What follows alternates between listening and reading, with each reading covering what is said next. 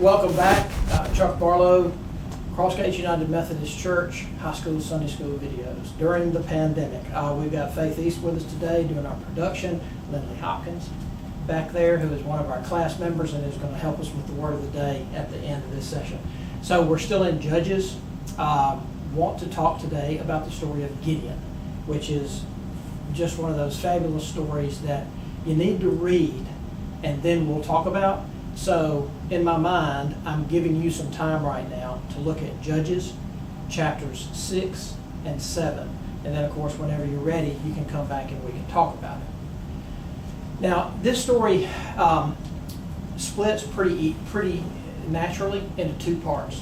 So we're going to talk about chapter 6 today. We're going to talk about chapter 7 in the next video. Try to make them a little bit shorter, split it up a little bit. The first thing I want to talk a little bit about is why we care and why we ever want to sit down and read and think about the story of Gideon, or really any of the stories in Judges. You can think of them as old dusty stories that don't matter, told by people who lived thousands of years ago with just no relevance to us today. And it's hard for me to tell you, especially on camera, when you're not here and I can't kind of shake you by the shoulders, metaphorically. It's hard for me to tell you how important I think these stories are and how worth your time I think they are to read. Now let me say it like this. If you knew somebody today who had actually sat and talked with God, and I don't really mean through prayer, okay? Not trying to denigrate that or say that's not important.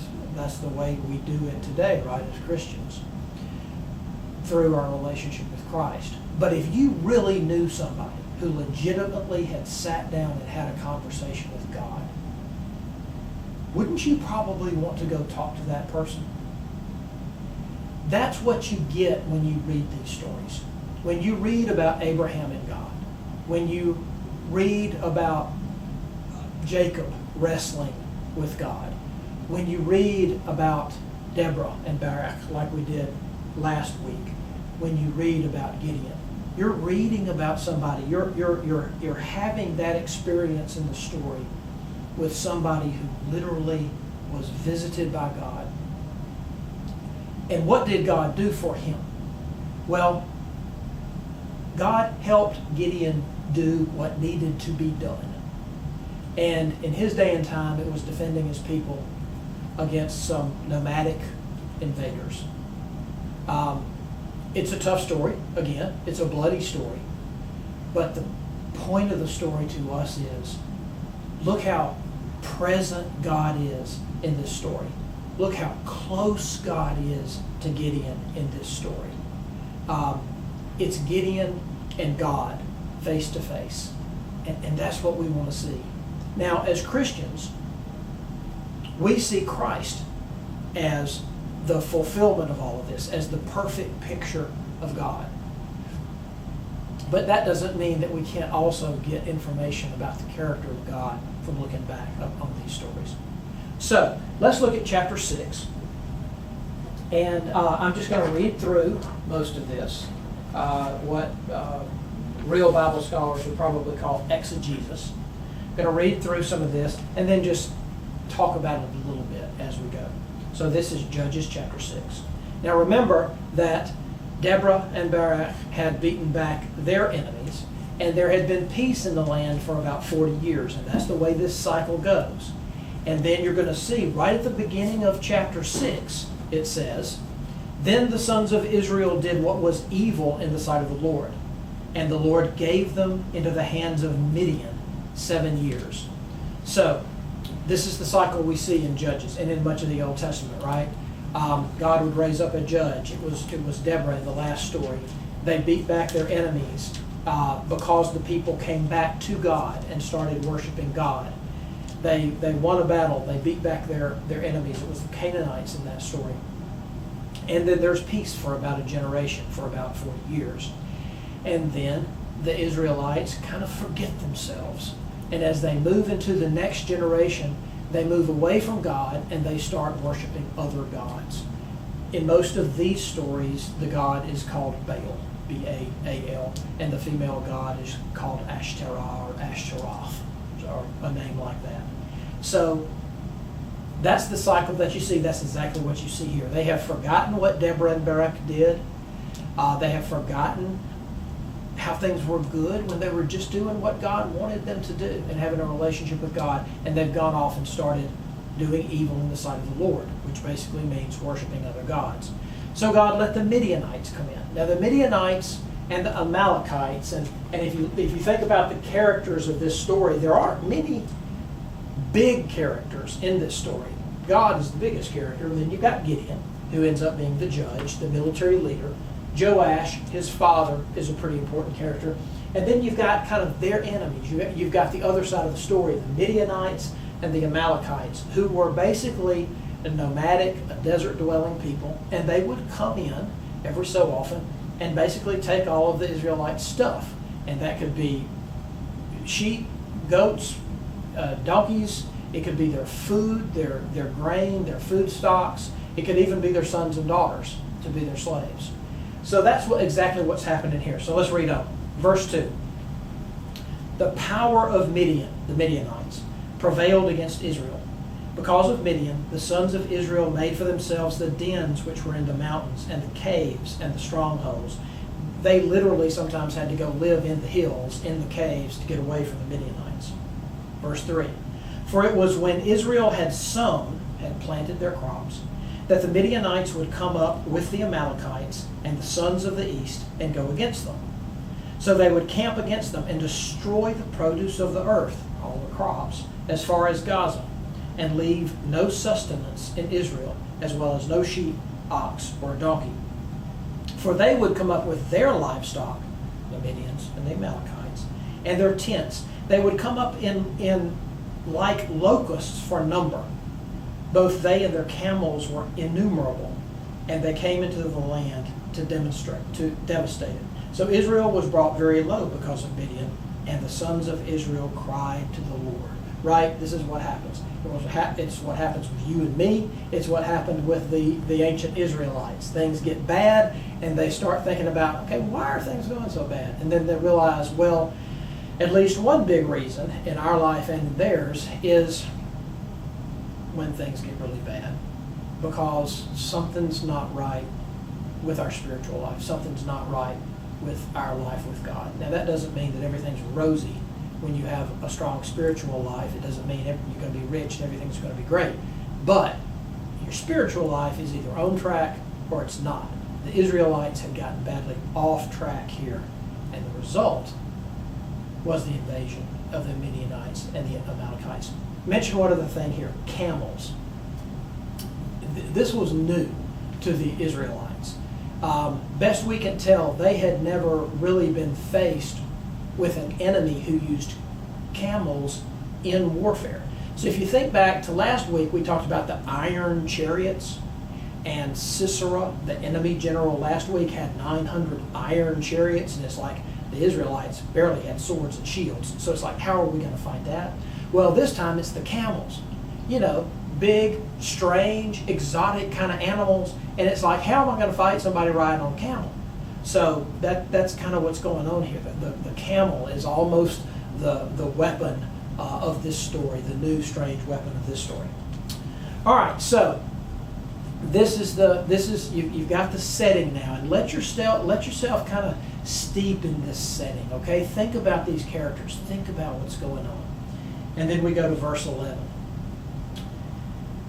Then the angel of the Lord came and sat under the oak that was in Ophrah, which belonged to Joash the Abizrite, and his son Gideon was beating out wheat in the winepress in order to save it from the Midianites.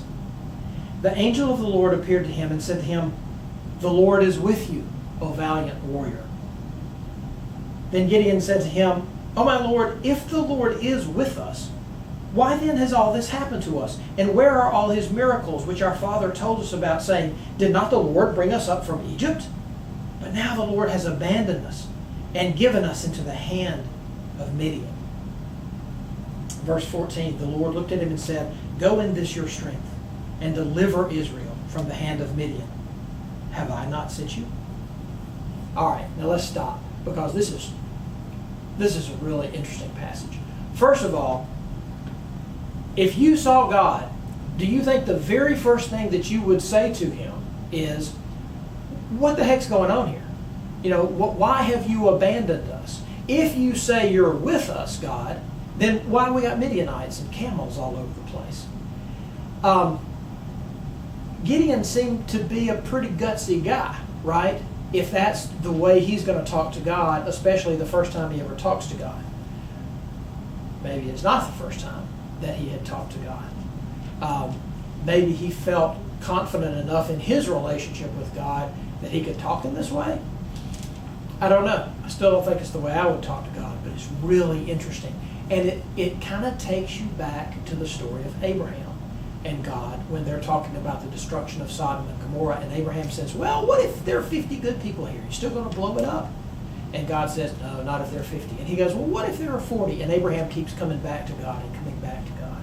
So having this kind of conversation with God was obviously okay to these folks. And maybe there's a lesson for us there. Not that we should be disrespectful, not that we should be snarky to God, but that having that type of real life conversation with God, and not just saying those, now I lay me down to sleep type of prayers, or saying the Lord's Prayer without even thinking about it because we've got it memorized. Maybe that's not all there should be, right? Maybe we should have these real types of conversations with God. Now, notice where Gideon is and what he's doing. Maybe he's brave in the way he talks to God, but what's he doing? He's hiding. All right? He's not where they normally thresh the wheat to get the good grain out so that they could use it and have it as bread. He's not at the threshing floor. He's hiding. He's in the wine press, okay, where you would press the grapes to eventually make wine. He's hiding from the Midianites to try to get some of this grain and then probably hide some of the grain from the Midianites. So here's a person in hiding, all right, because he's so scared of the Midianites. But then how does God address him? Oh, valiant warrior. Now, this is really interesting to me because what I'd like to know, and I don't really know the answer is God being snarky? Okay? I mean, is God coming and saying, hail, O valiant warrior, and Gideon's kind of looking around like, you talking to me?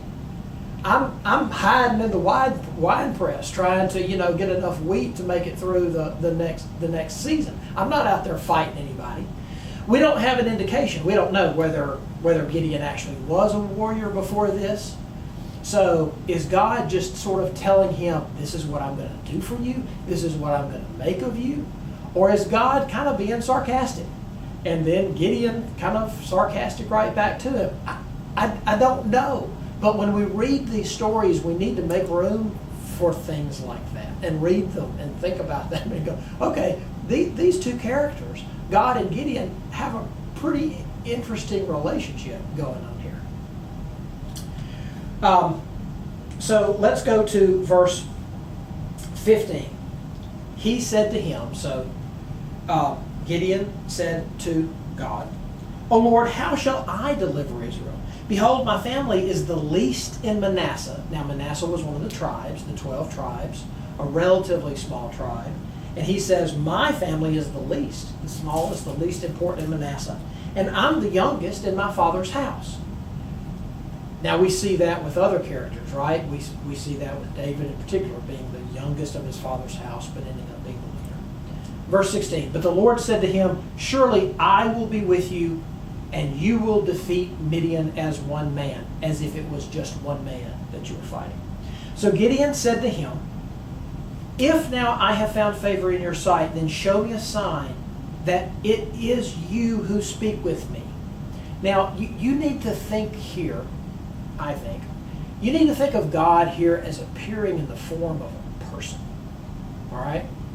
And later in the story, it really makes that much more clear. But I think Gideon is not standing here watching a storm like Moses did, basically, or watching a fire, or watching an earthquake, and all the things that Elijah saw that God was not in. He's talking to God like a person. So this is a lot more like Jacob standing on the riverbank actually wrestling with God in the form of a man. So I think that's what we've got here. I think we've got God in the form of a person talking one-on-one with Gideon. But he's saying, okay, I just want to make sure you are who I think you are. So he says, verse 18, please do not depart from here until I come back to you and bring out my offering and lay it before you. And he said, God said, I will remain until you return.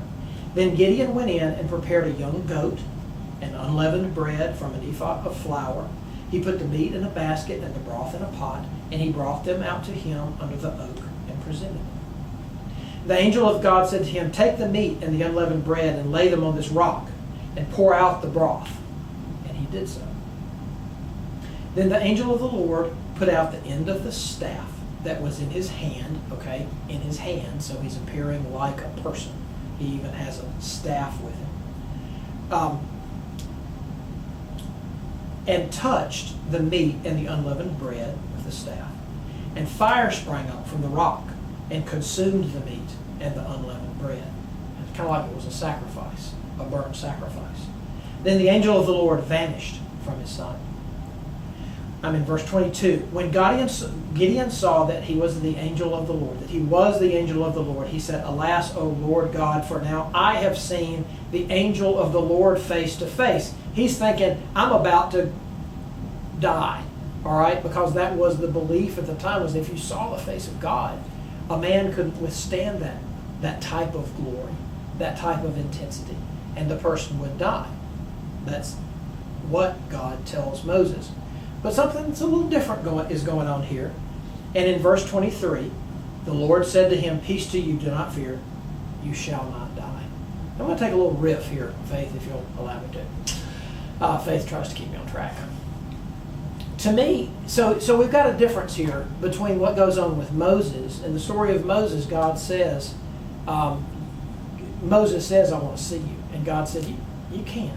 You can't handle it, basically. It would kill you. And what ends up happening is that God passes by and God lets Moses see God's back, basically. Here, you've got a face-to-face engagement with Gideon. A very personal, intense. I mean, God is right there under the oak with him or in the wine press with him. So why doesn't he die? What's different about this? I don't know the answer. I don't know the answer except, and this is just me talking, all right, that when I see God in the Old Testament come in the form of a person, it always makes me think of Christ. It always makes me think of Jesus. Because think about everything that goes on in the New Testament and all of the people who were right there with Jesus. And they didn't die because they saw the face of God, but obviously they were right there in the presence of God. So, to me, this doesn't bother me because I say, well, God does things like God wants to do it. And if the form of God that was with Moses was just too much for Moses to look at, okay, I get that. The form of God here is a little bit different. It's much more personal, much more individualistic, kind of much more molded to what Gideon needed to see. And I think, perhaps you could say, more like our experience in the New Testament with Christ. And again, that's just me. Please feel free to disagree. Verse 24, then Gideon built an altar there to the Lord and named it, The Lord is Peace. And to this day, it is still an Ophrah of the Abizarites. Now, on the same night, the Lord told him, a little bit different story. We're going to shift just a little bit. Verse 25, on the same night, the Lord said to him, take your father's bull and a second bull, 7 years old, and pull down the altar of Baal, which belongs to your father, and cut down the Asherah, the other idol, basically, that is beside it. So go up, pull, your father, which is pretty, this is Joash, the father, we'll meet in just a second. Pretty interesting. His father, Gideon's father, has set up a place to worship Baal and to worship Asherah. So that's, kind of, okay, well, what's going on with that? But then you've got Gideon hiding out in the wine press or under the oak tree talking to God. Verse 26, he says, so tear that down, he says, and build an altar to the Lord your God on the top of this stronghold in an orderly manner, and take a second bull and offer a burnt offering with the wood of the Asherah, one of the idols, which you shall cut down. Then Gideon took 10 men of his servants and did as the Lord had spoken to him. And because he was too afraid of his father's household and the men of the city to do it by day, he did it at night. Verse 28. When the men of the city arose in the morning, behold, the altar of Baal was torn down, and the Asherah, which was beside it, was cut down, and the second bull was offered on the altar which had been built. And they said to one another, Who did this thing? And when they searched about and inquired, they said, Gideon, the son of Joash, did this thing. Then the men of the city said to Joash, Bring out your son, that he may die, for he has torn down the altar of Baal, and indeed he has cut down the Asherah, which was beside it. But Joash said to all who stood against him, Will you contend for Baal? Are you going to fight on the side of Baal? Or will you deliver him? Whoever will plead for him shall be put to death by morning. Is he a god? It basically says, if he is a god, let him contend for himself. Let him fight for himself, Baal, because someone has torn down his altar. Therefore, on that day, he named Gideon Jerubbaal, which is to say, let Baal contend against him, because he had torn down his altar. Then all of the Midianites and the Amalekites and the sons of the east assembled themselves, and they crossed over and camped in the valley of Jezreel. So the Spirit of the Lord came upon Gideon, and he blew a trumpet, and the Abiezrites were called together to follow him. He sent messengers throughout Manasseh, the whole tribe, and they were also called together to follow him. And he sent messengers to Asher, Zebulun, and Naphtali, 3 of the other tribes, and they came up to meet him. Now, wrapping up, but just a couple of things I want to mention. I think probably you could make a really good Father's Day sermon out of what Joash does here. Why does he have an altar to Baal? Perhaps, and kind of reading between the lines, it sounds to me like the people around him wanted to worship Baal. So Joash, who seems to have been a fairly wealthy man, actually, there seem to be a lot of servants involved here, and the men of the city get mad when this is torn down. It's like that's where they went to worship. Perhaps Joash was a believer in the one true God, in Jehovah God, but he had put up this place for the other people to worship because that's what they wanted. So maybe he was a little weak in that regard.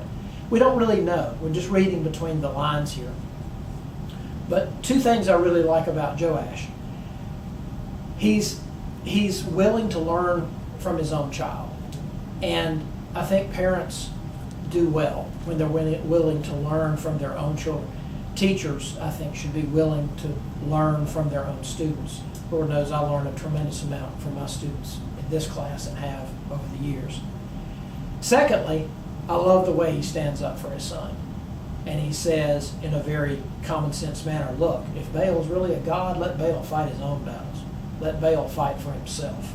There's no reason for you to demand my son or for you to come fight against my son. So I think there's a really good Father's Day sermon in there somewhere. Okay, so this sets us up, and then the scene changes again, and we literally see the Midianites and the Amalekites crossing across the Jordan, or crossing the hill country and coming into this area and setting themselves up for the battle, and that's what we'll talk about on the next video. So Lindley, you want to come up and give us our word of the day, and I will step away. Hey y'all, it's Lindley, and today the word of the day is repartee, which means quick, witty conversation, like when Gideon and God were talking face to face. Thanks, Lindley. Thanks for listening.